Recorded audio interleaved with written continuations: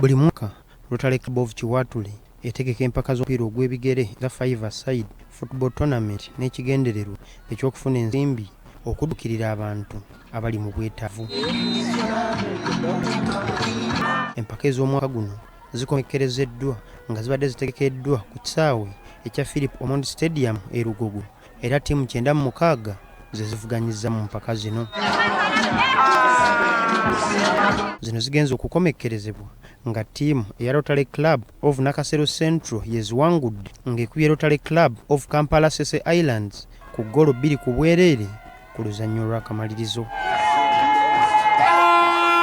Ate Centenary Bank yewangudde empaka zino eza kampuni ng'ekubye Letshego Microfinance ku ggoolo 2 ku 1 ku luzannyiro lw'akamalirizo. Ate bannayuganda 18 bawangudde tiketi okuva mu City Oil okugenda mu kibuga Dubai okwetaba mu Dubai Desert Challenge. Bano basuubirwa okugenda e Dubai mu mwezi ogw'omwenda omwaka guno nga Herbert Bashasha, omwogezi wa Mandela Group, bw'ayongera okunnyonnyola.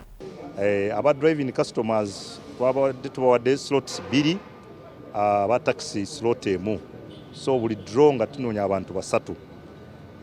Leero tukomereza promotion yaffe n'abantu 18. Abantu 18 City Oil ejja kubatwala e Dubai ennaku 4.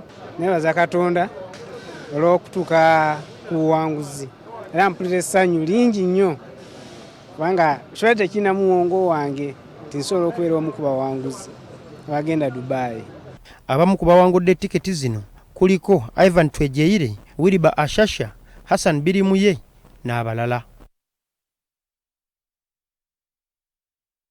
Obadde mulabi mulungi okuviira ddala gye twata